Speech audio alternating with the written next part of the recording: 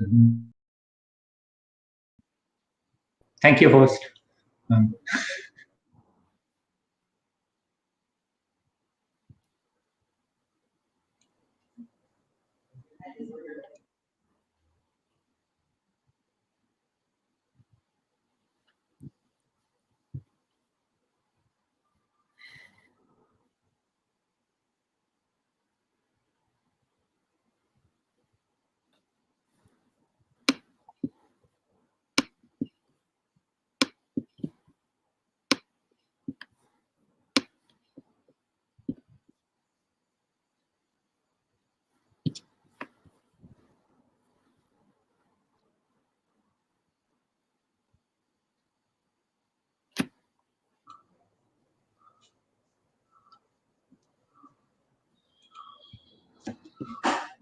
Hi, everyone.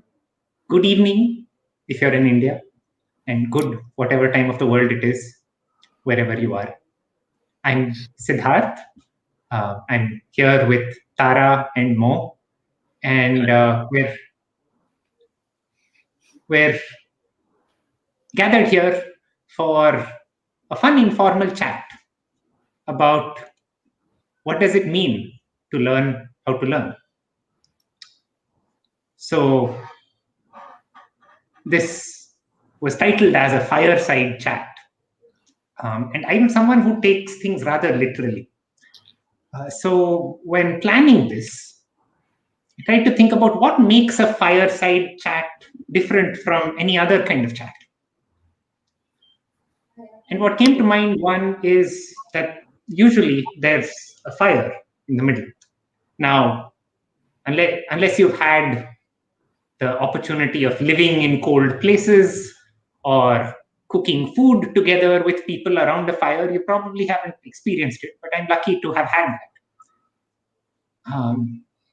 And getting a fireside chat going, for one, requires us to get the fire going. And so in today's pandemic times, it's kind of sad to be doing this remotely, but it also means that I get to chat with Tara and Mo, who are in Pune, and others who are all over the world. So I invite you all to come join us by our fire. For one, relax.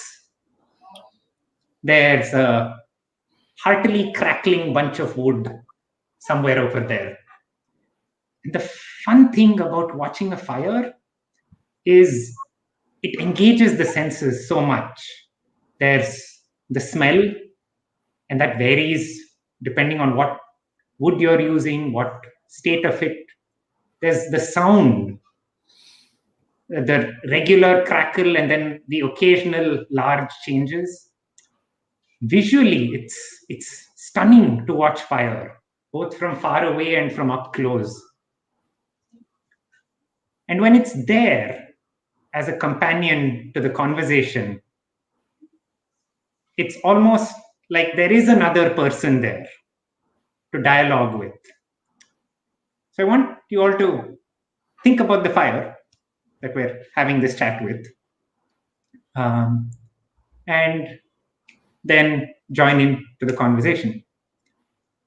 So when talking about enabling learners to learn on their own, again, me, the literal person, decided to structure this conversation based on a fire. If you think about it, the urge to learn, in my experience and in the experience of many others I've discussed this with, needs to start from an inspiration. And inspiration is nearly always described in terms of sparks, something that happens that just catches your attention. So, Tara and Mo, as educators and learners who've had a long career of working with many, many curious people in many places, what have you found is important to enable the spark of inspiration that leads people onto a journey of learning? I think the first thing that comes to mind is seeing other people learn and enjoy learning, get excited about learning, they get excited about what they learn, and come and say, "Hey, I learned this today." I think that's the first thing you need around you in order to get that spark. Right. Yeah. You mentioned inspiration, but inspiration is also a function of the person who is inspired. So who inspires you is a function of your own inner nature. So someone like Chomsky inspired me, but someone like Bill Gates doesn't inspire me. And I'm pretty sure there are other people who would be inspired by Bill Gates. So who inspires you is actually the function of your own fiber, your own nature. So dry wood would catch fire, but not if it is wet wood, or wet wood with some effort. But if it's a piece of metal, rock, that may not catch fire. So it's a function of both. So, but analogy is apt. Yeah. How do we go about searching for these sparks?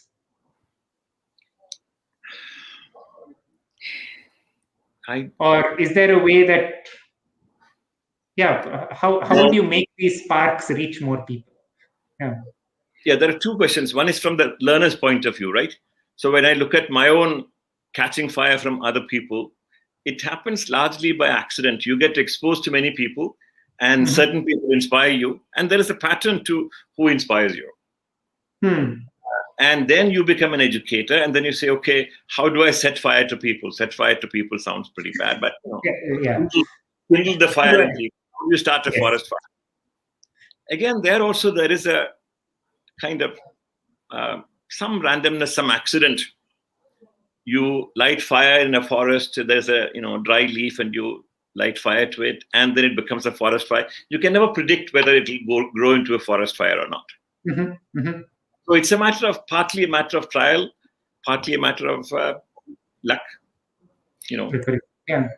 And that spark could come from a parent or a teacher or a friend, or just by watching a butterfly, or it's or you discover things, and if you get interested, if you get hooked into it, that's the spark. And the more sparks there are, the more it becomes a habit to learn and to get excited about it. The more you will learn. So that's where the fiber of the mind of the learner also matters. Yeah, and so that's a great path onto the next part, which is there are for the curious mind, there is inspiration in literally every moment that's happening around. But that sense of curiosity, you can see that in babies, in children. But when you're working in the education system, it's harder and harder to come by in older students. So what do you feel is the sort of preparation that a learner needs? You've already sort of hinted at it. To be able to recognize for themselves that this is a moment that has inspired them. Because there are so many inspiring moments that we don't notice. And so why don't we notice them? And how can we go about recognizing them and letting them into us? One of the conscious things we have done in teaching, for example, is you have a session, and at the end of the session, save some time to ask the children, what did you learn? And so that becomes self-reflective. They have to figure out what they learned. And that feeds into their learning, number one. Number two, they see what others have learned, what others say, and they realize, oh, I learned that too. And so that, that grows. So if they become conscious learners, then conscious in the sense knowing that they learned something and they found it enjoyable and exciting, then that's one way to actually, get them to keep learning. My experience has been, if you force children or even like teenagers or even older people to learn, then they hate learning. Mm-hmm. So the whole idea of compulsory education is actually destroying education. So in my ideal world, an ideal university will be simply a place where you have opportunities to learn. There'll be no entrance exams, no grades, no examinations. You don't get a certificate, but you say, anybody who wants to learn, come, we will help you learn.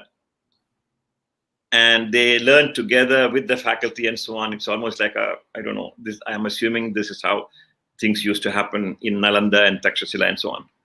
Mm-hmm. There is nothing else. And in that mode of learning, there is intense joy of learning.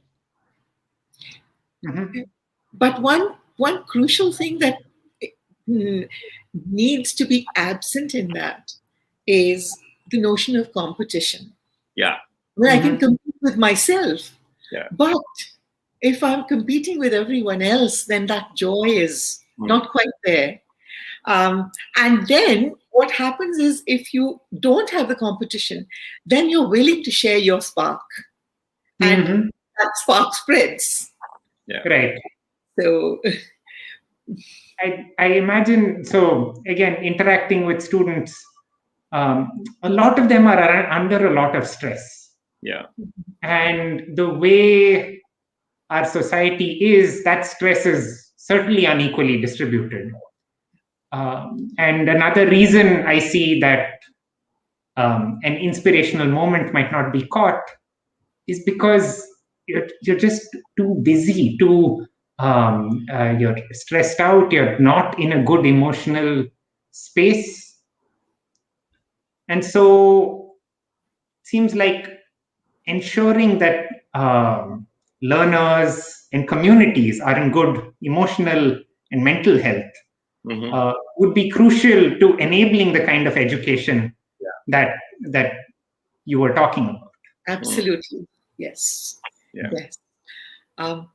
And that is when actually children have the time and the mental space to look around and see the kinds of, sparks around them, things that trigger learning.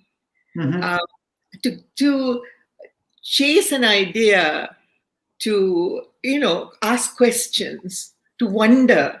You need time for that. Yeah. We just crowd too much. The education system crowds too much into their time for them to really have that time to wonder and for questions to grow. Yeah. There's also a certain need of confidence to question. Yeah. Yes. So what have you found builds that confidence, that self-worth, that I can ask this question, I can learn these things? Yeah, not to be afraid to make mistakes. I think that's the first step. A child makes a mistake, that's fine. And we tend to sort of correct it and scold, etc., etc. That's I think one of the things that inhibits that. It creates the fear of asking questions and inhibits confidence. Imagine, for example, a typical school classroom scenario. A teacher asks a question to find out if the student has already learned it. Right? The teacher does not ask a question to help the student learn something, but to find out if the student has already learned it. And the student who gets maximum reward is somebody who answers the question in a fraction of a second. And this is an extremely pathological, toxic situation. Instead, if a teacher asks a question for which the teacher knows that the student doesn't have an answer, and it is communicated to the students, you couldn't have learned it yesterday from a textbook, but think about it now. Now, you cannot answer the question in a fraction of a second. It takes time. And the students are given time in the classroom, or maybe the teacher asks the question and say, Come back, we'll learn some other time. You don't have to answer the question now. Imagine the difference that happens when the students are aware that the teacher doesn't expect the correct answer. There'll be multiple answers. That changes the whole scenario. And add to that, the teacher saying, oh, I don't know the answer either. Let's find out together. Yeah. And more interestingly, more interestingly, the student, tells the teacher, you are wrong. And, there is a dialogue and the teacher says, yes, I was wrong. You are right. Right. I have seen this behavior among some of the best teachers in the world. The teacher saying, I was wrong, you are right. Now, that gives, students the confidence to do it. Yeah. And what you're describing seems less like teaching, the way it's normally used, and more like mentoring. It is mentoring. No, actually, I wouldn't. It just involves resetting the meaning of teaching. Yeah. If you think of teaching as simply facilitating learning, and not more than that, not something that I have and I'm giving to them. The moment you remove that and say it's facilitating learning, then you don't have that problem. Yeah. Yes, for sure. So reclaiming teaching as a facilitation of learning, as a mentoring, not as a giving of what's here into there by a rubber stamp. Yeah. Teaching is not pouring water into an empty vessel. Teaching is let the seed inside the child grow, and all that the teacher is doing is functioning like a farmer, producing, providing water and some, nutrients and so on. Yeah. Taking on that metaphor, it's a very useful metaphor actually, because if you plant seeds of the same a batch of seeds, the saplings are going to grow at different speeds, in different directions, different shapes. If we can allow children to do that and not say, or not start comparing, he learned this faster than her, etc., etc. If we can do that, let them grow at their own pace, in their own way. That's another way to let these sparks grow. Yeah. A mentor of mine pointed out that you can only rank things that are generic. So this was in a conversation about the way universities run after rankings. Yeah. And she pointed out that by trying to be the best in the ranking, you're trying to be the best at being generic. Yes. Because you can only rank what is generic. Yeah. Actually, I think the same is with students, but as parents, as a society, as educational institutions, by trying to hone in on those ranks, where instead of allowing each sapling to grow in whichever way it likes, we're pruning it and saying, go exactly this way. Yeah. So with that, I guess another element that I think would be important to enabling lifelong learning is there is a certain amount of discipline, mental, physical, emotional, that is needed to push through and follow that initial spark of inspiration through to whatever resolution it comes to. So this is a discipline that's a very different notion from discipline in schools. And so how have you found it best to cultivate such discipline? One of the ways is, of course, there's the individual discipline, but there's also something like the group discipline, where when peers come together to learn together, there is a certain accommodation that has to happen, certain adjustment, and to get the best out of the teamwork that has to happen. And we found that is one thing that does contribute to discipline. right? Discipline, what you're talking about is discipline of the mind, discipline, habits of mind, and so on. And that happens, and along with that, greater learning happens if that aspect is incorporated into part of the learning program. That's one. The other is to see learning as not having a destination, but as being a journey, right? And a journey requires a certain kind of discipline. Right. If you're thinking only in terms of the destination, then discipline doesn't matter. Yeah. But a journey requires discipline. And so that's another, if that's part of the way to think about learning, then that is another thing that helps with discipline. Yeah. I should also add that for me, at least as a learner, no external discipline will work. So if somebody says, you have to write this essay and submit it on Friday, I can't do that. But if there is no deadline, if nobody wants me to learn some specific thing, I invest huge amounts of time. I might get up at 3 o'clock in the morning and start working nonstop because I cannot help it. So it's a kind of discipline that says, I can't not do it. It comes from inside. There is structure, there is discipline. All these things are internal, not externally imposed. And the moment there's something externally imposed, I stop learning. And I also run away from it. I don't know if other people have the same characteristic. I'm simply describing the way I learn. Yeah, I think Siddharth was talking about the internal discipline. Yeah. The externally imposed discipline. How do you develop that? How do children develop that? That was, I think, Siddharth's question. I think the answer would be, you let them grow and they will become addicted to learning. They will have that discipline if you allow them. Humans have that, potential. Yeah. And so that comes to the next part of, we titled this chat as being about learning to learn. Right. And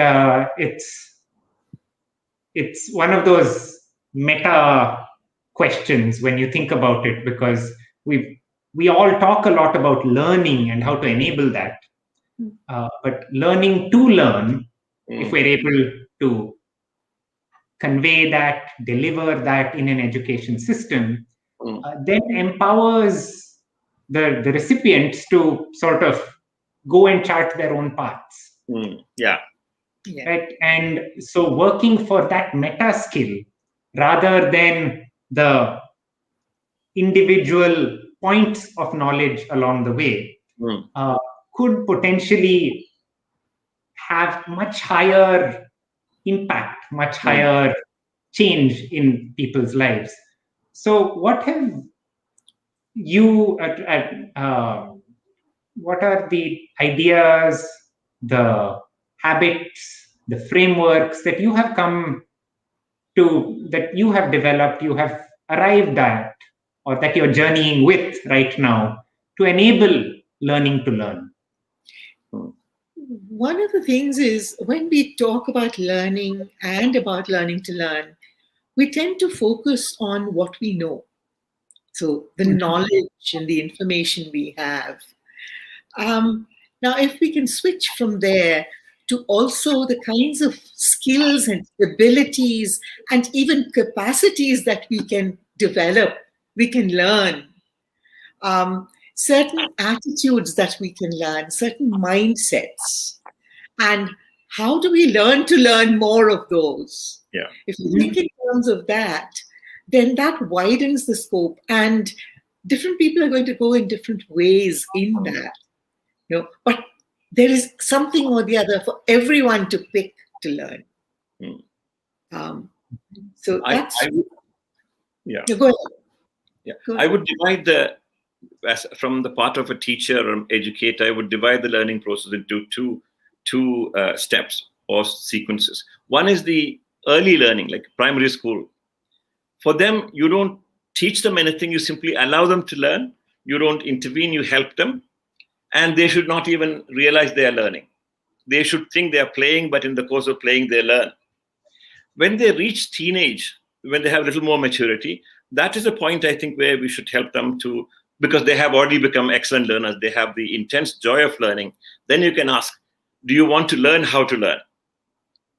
Primary school children are not, for that kind of stuff.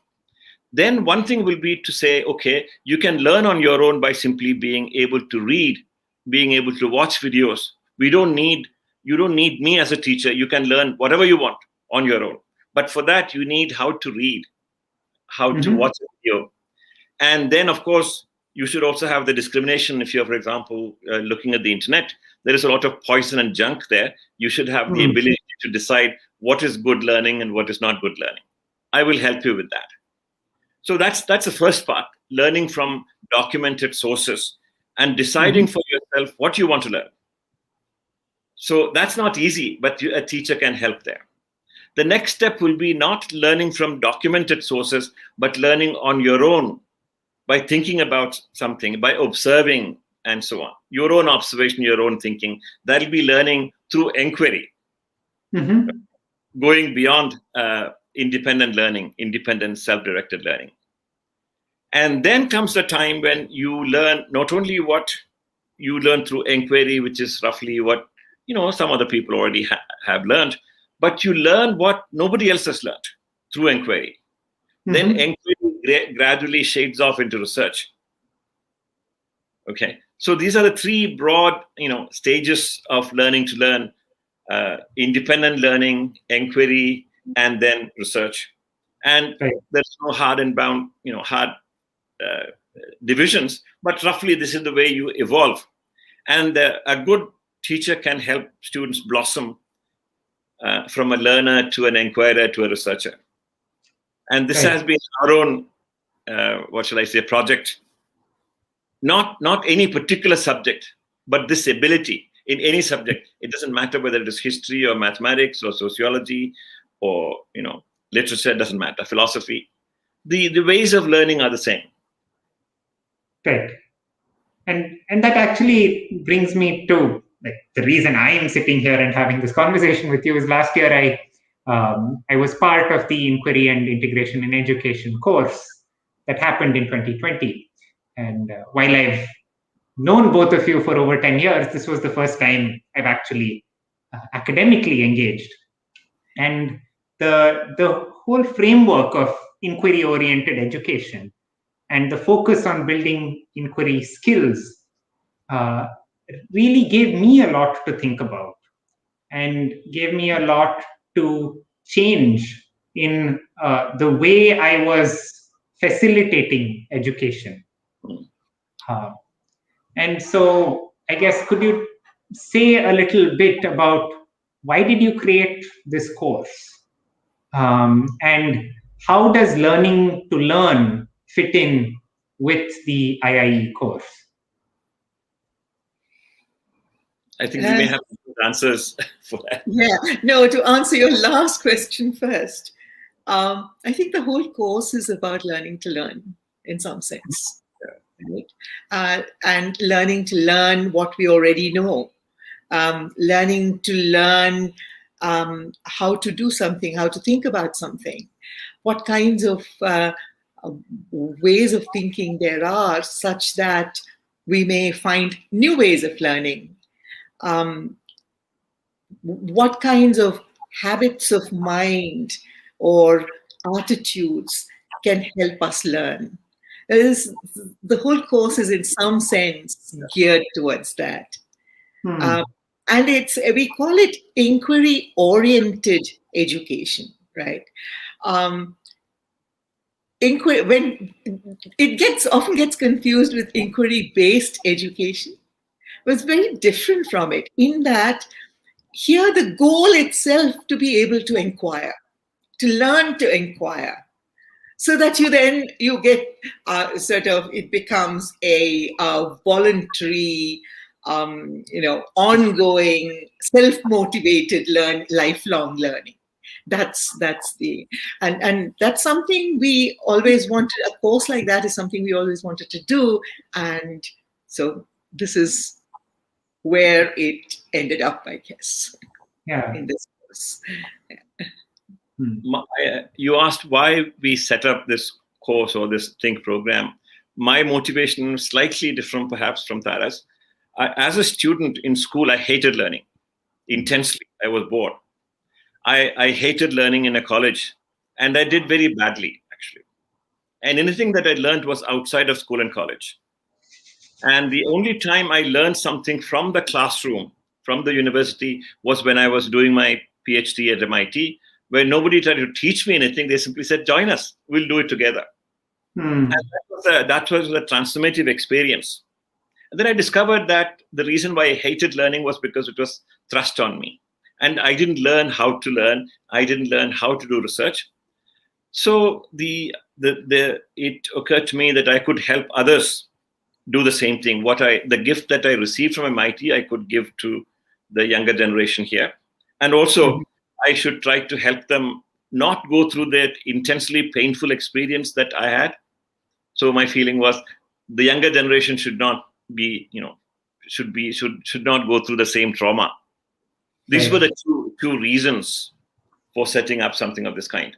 To show them that there is another way of learning what you want to learn, the way you want to learn, and extremely joyful learning. Right. Yeah. And learning in the context of joy. Yeah. I think I was a student who did really well in school and college. I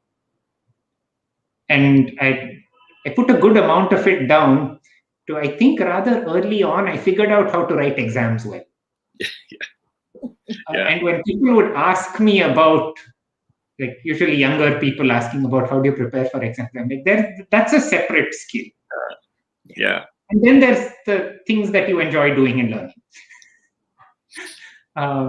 But once you get that skill, you're pretty much set on the exam front. But again, it was a similar journey that though I really loved learning science and math, when I came to my PhD, I realized that, hey, there's a real joy in learning history and sociology and that all this development I've been doing in the arts, learning tabla for 10 years, it actually fits right in this.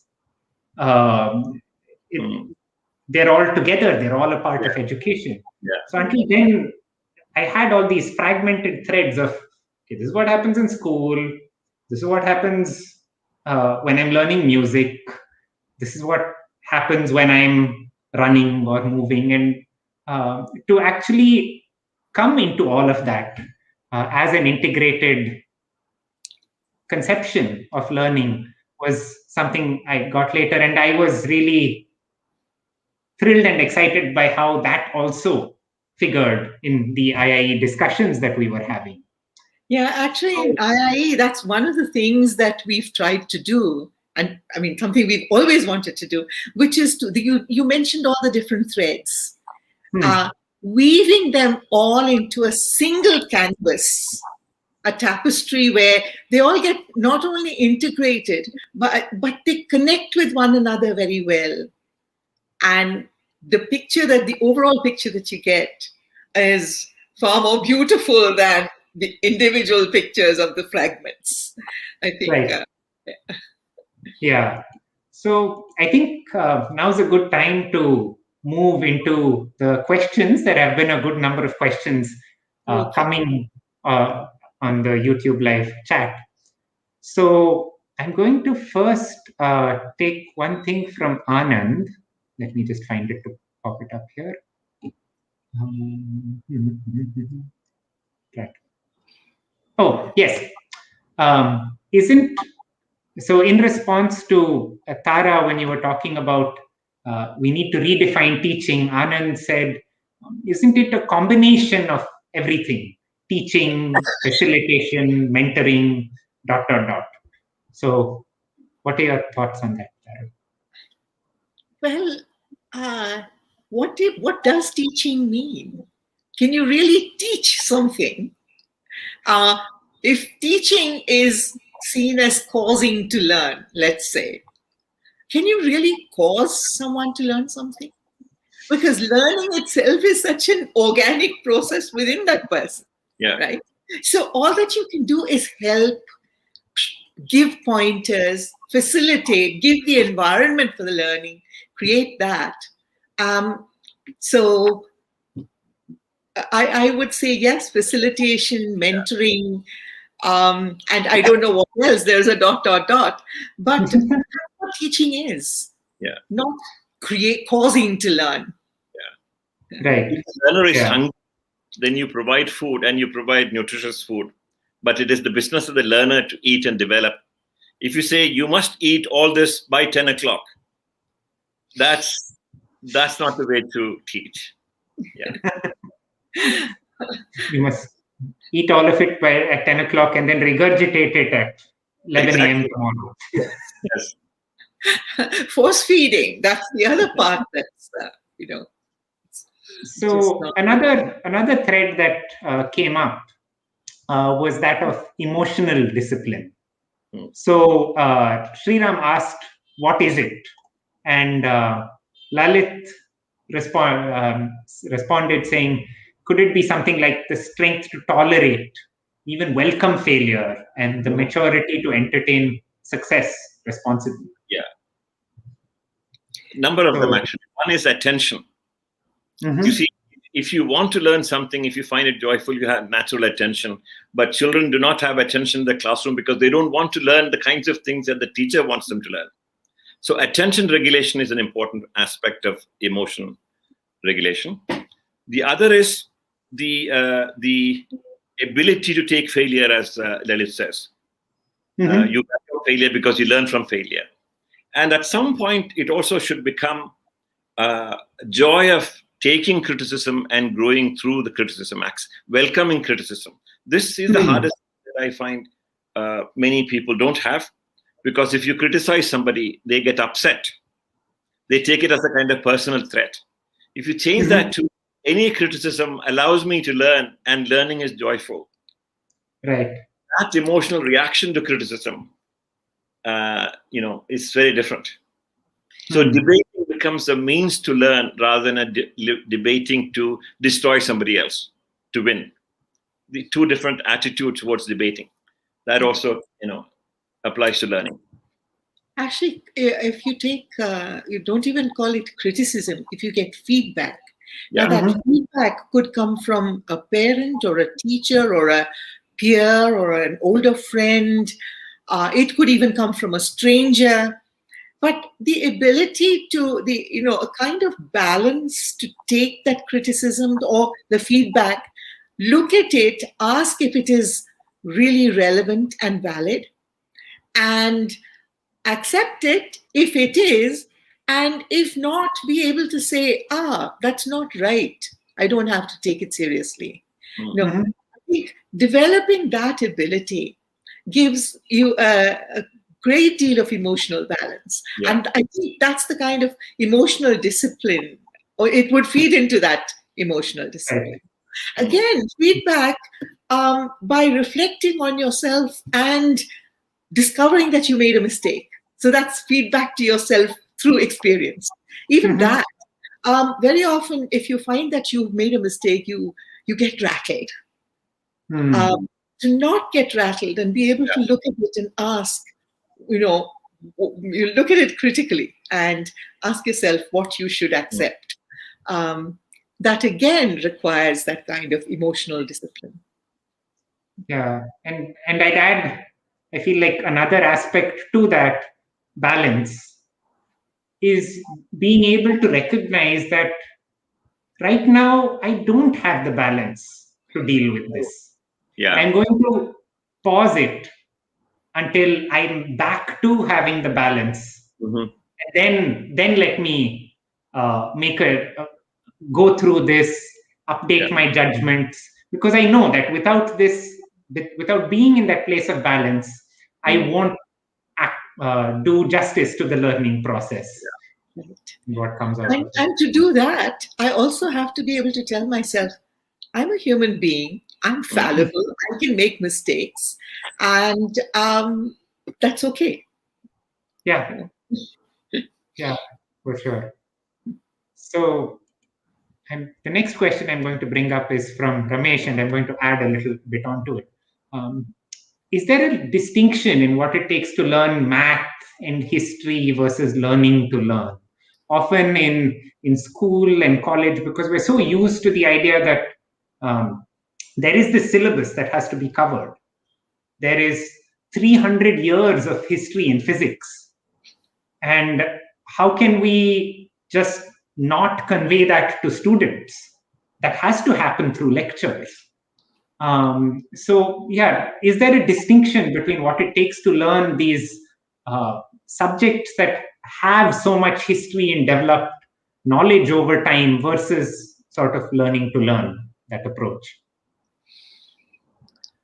The approach that we have taken is, for example, Tara and I developed a linguistics program in the National University of Singapore. And the basic idea there was that we are not teaching them linguistics, but we use linguistics as the terrain to learn something else. Because the students who graduated from our department didn't go on to do PhD in linguistics or not even masters in linguistics. So the question was, what is it that they can learn by learning linguistics? Not the subject matter, but something else. What can linguistics give to a person? And we developed a curriculum on the basis of that question. Linguistics becomes an excuse to learn what can be learned from that by engaging with that subject. The same way you can ask the question, what can you learn from mathematics such that it can be transferred to other areas, such that you become a good historian, such that you become a good farmer? What can you learn from physics such that you can transfer it, certain thinking abilities? So physics becomes a terrain in which you practice certain mental abilities. Then you find that some of these things have certain common characteristics. So learning in mathematics and learning analytic philosophy develops the same part of your mind. Once you see that connection, then you teach mathematics and formal logic and analytic philosophy together, rather than as completely independent things. So what you actually did just now was to not see the difference between learning math, history, and so on the one hand, and learning to learn on the other, but using math, history, and so on for learning to learn. Yeah. Okay. But having said that, there is a difference between the two. So the same thing, learning math can be used to learn math or to learn. Yeah. Do both. And there is a major difference between them in that when you're learning maths, you're learning the content, the knowledge content there. Whereas when you're learning to learn, you are learning how to learn that content and go beyond that and learn how to do things and learn how to learn other things as well. So yes, there is a difference. So I feel like the other thing that you're saying is once you have built this ability to learn how to learn, you can then approach the content and learn it faster, say, than if you were being given that in a syllabus format. Absolutely, yes. Now, there might be some areas, some domains where that's not as easy. In, for example, mathematics and logic in computer science and so on, you might actually need guidance you might need to take courses and so on. But there will also be a lot of areas where you can actually learn through reading and thinking about things and so on. But even things like formal logic. See, we learn formal logic not by sitting in a class, but on our own. Luckily, we had some help. If we couldn't do certain things, we could ask somebody. So we need some help here and there. We should know some experts, but we'll go to them only when we need it. So this is the way I learned biology. I didn't sit in a biology classroom and learn. I learned on my own. I had learned formal logic on my own. So why can't students do the same thing? Why should I teach them in a classroom? They should be able to do it on their own, and I should be available. If they get into trouble, they should be available. Stand by. That's a teacher's role. Not to interfere with the process of learning, but to stand back and be available when they need help, not otherwise. Right.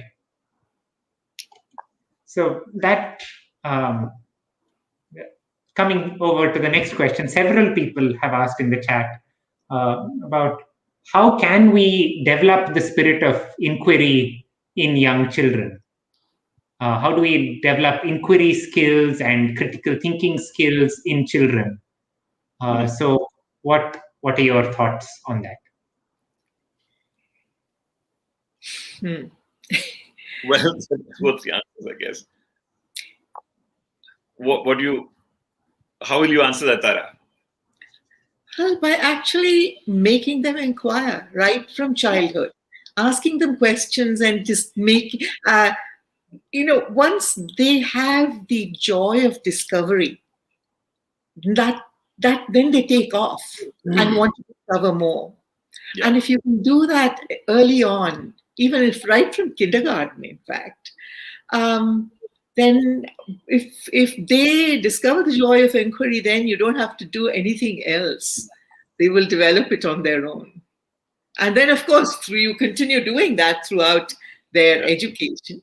But it needs to become a way of thinking, a part of your mind, a habit. And if that can happen early on, really. And also, along with inquiry, one of the things that you need in inquiry is a lot of reasoning. Children know how to reason. They're very good at reasoning. They just don't know they're good at it, and they may not be conscious of it.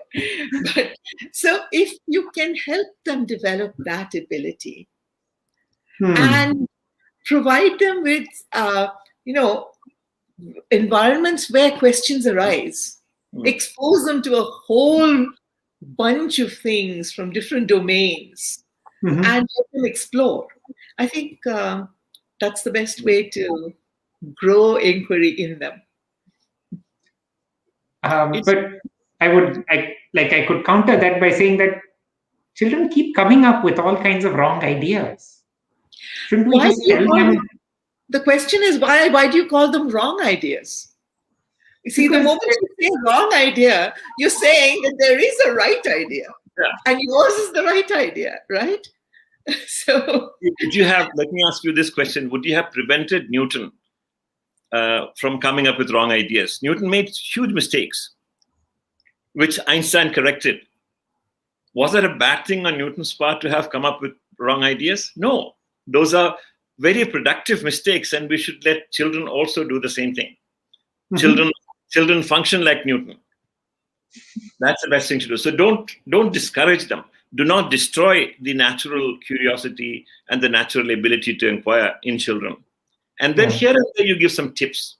So it's like teaching somebody watercolor painting. They want to paint, and then they're painting something, and you discover that they're not using the brush. Put it this way, they can use the brush in a better way. And you ask, let me show you something. Do you want to try this? And you show the way you take water and let the water spread or put a stroke. And children observe that and say, that's a nice trick. That's a good technique. That's very different from, making sure they don't make mistakes. You cannot paint in watercolor without making mistakes. If you paint 10 paintings, 9 of them will be crap. Accept that. But one of them will turn out to be good. Yeah. And it also, you said children think like Newton. But I think also Newton thinks like children. Yes. There's this other thing of putting scientists and putting these people on a big pedestal, saying that they're different, and that's also so exclusionary by saying that those people are different and the rest of us are normal people, and that sort of privileging of genius in that sense. So Newton thinks like children, I think, is also valid. Right. I think Feynman puts that beautifully. He says something like, I'm just an ordinary person like everybody else. I was lucky enough to have a few ideas and they got noticed. That's all. That's the only difference. So Nina points out in the chat that what we're talking about is learning in a non-judgmental environment. And I think that's exactly where we're going. So Rajendran, we judge the ideas, but not the person. Right. right? Yes, So that's a good point, that we need to be able to judge the ideas and sort of collectively in a non-violent manner judge the ideas, but not the person. Actually, that's one place where the point that you brought up earlier about emotional discipline comes in, where part of that emotional discipline is to learn to separate criticism or feedback on the idea from feedback on myself, the person. My idea might be wrong, so what? That doesn't make me any less. To be able to say that, that's part of that emotional discipline. Yeah, for sure. So Rajendran, I think, has encapsulated what we're saying by saying, then is it high time to abolish subject bifurcation and the concept of periods at all levels? Is it possible in recent times? And Smriti has, there's a follow-up saying, is it possible to abolish syllabus but still keep a well-defined, practical, achievable curriculum? Well, just one comment there. I wouldn't abolish a syllabus, because if you think of a syllabus as being the statement or specification of all the learning outcomes of what you are doing, then you do need the syllabus. Yeah.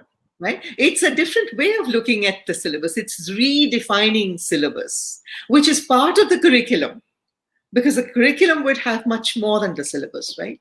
So if you think of the syllabus as the specification of what you want children to learn or the learner to learn, then you do keep the syllabus. Yeah.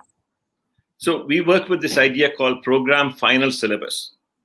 So for a school, the school should be clear about, by the end of the 10th year, 10 years of education, what are the kinds of things that you want children to be able to understand, to be able to do, what kind of attitudes, what kinds of habits.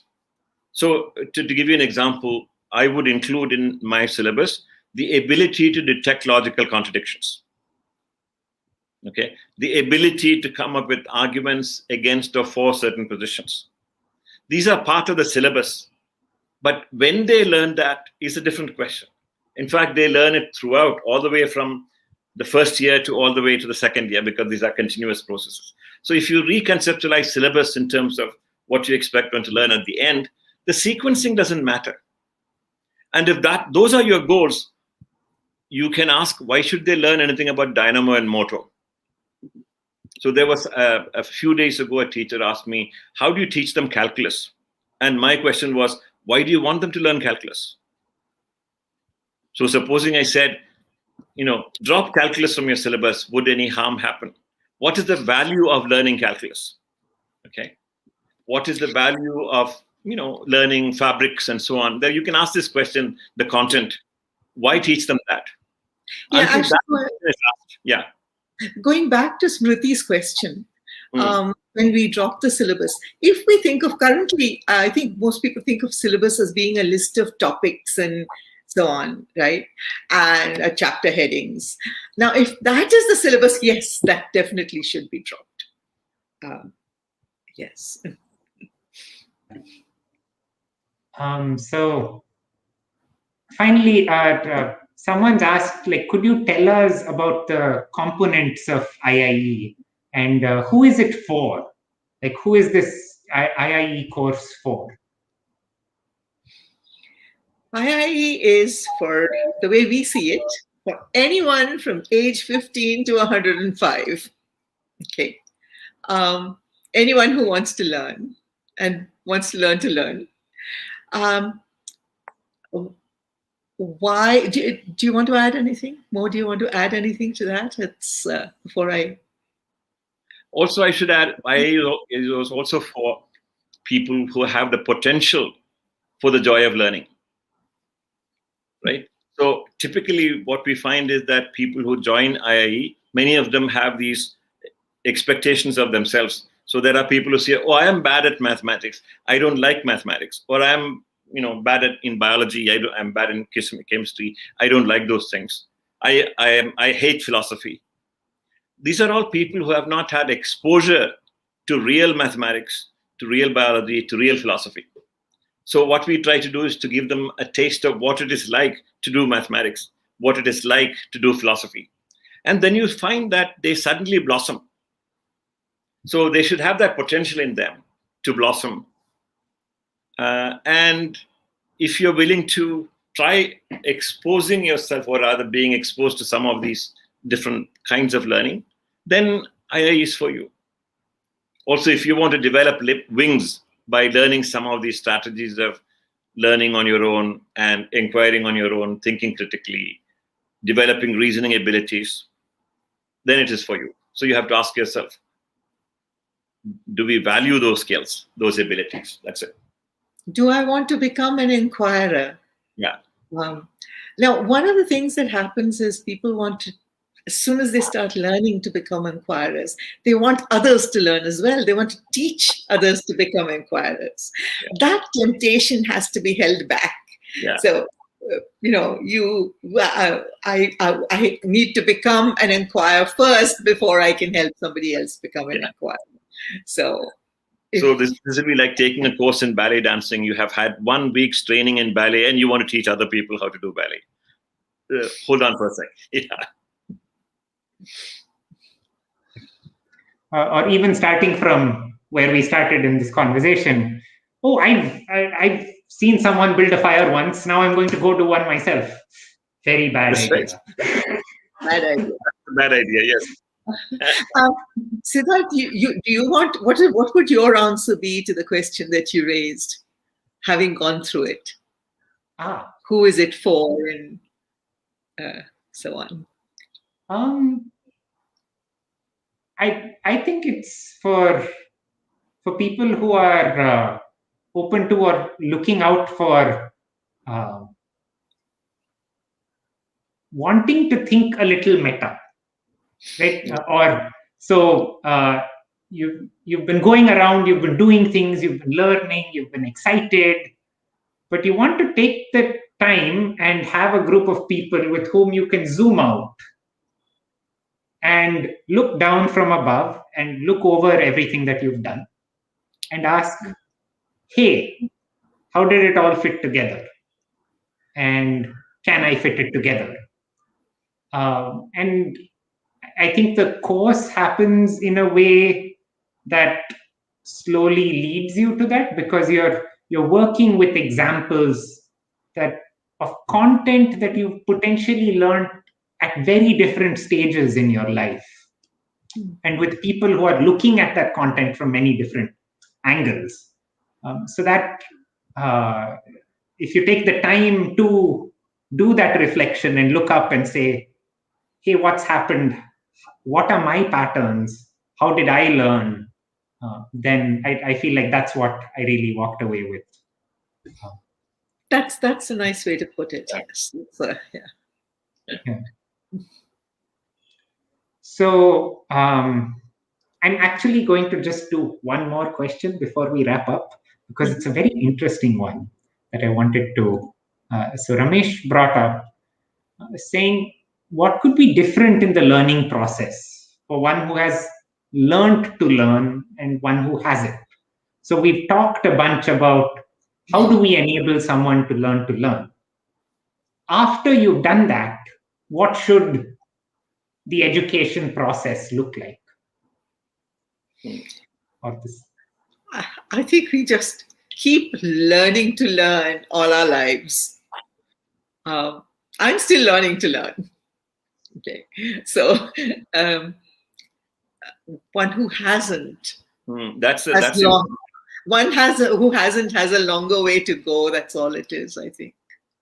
Right. Also, one who has not learned how to learn is a dependent learner. Imagine the situation that you have a master's degree in physics and you want to learn economics or you want to learn philosophy. And what you do then is to enroll yourself in a course in philosophy. Then if that happens, the person has not learned how to learn. But if that person can learn philosophy on his own, her own, or let's say linguistics on her own, or biology on her own, you don't have to be dependent on a teacher. Then you have learned to become independent. And that should be the very first job of education, to make students independent so that teachers are not needed. This may be a strange way of putting it, but this is important. I should make myself, as a teacher, I should make myself dispensable as quickly as possible, so that the learner can learn on his own without having to depend on me. Dispensable but available, as you pointed out. Available, Yes. that's right. Absolutely. Yes. Yeah. So it is cutting the umbilical cord that is important. Yeah. So with that, I think we shall wrap up. For those of you who are more curious about what is IIE, how do I register, what does it involve, there are links posted both in the comments and in the description of this video. You can also visit think.education/IIE. I think we started with a warm fire and thinking a lot about how we spark it, how we keep it going. I hope we've given people a lot of different ways to keep that kindled within themselves. I certainly feel a lot more thoughtful about how I'm going about this and how we could potentially build it into a university, which is one thing I'm excited about. So with that, Tara, Mo, any final words? No, just thank you very much, Siddharth, for putting this together, organizing it the way you did. And just one comment for the listeners that Siddharth mentioned the course, Inquiry and Integration in Education. The applications are open. So, you can find the application at the websites that Siddharth mentioned. Okay, so I guess that's it. Thanks everyone for joining us. And thank you for a very interesting conversation. Yeah, and all of you who participated in the comments really made this conversation a lot. Yes. Yeah. So thank you, and thank you. Have a good rest of the day. Bye. Yes. Bye. Goodbye.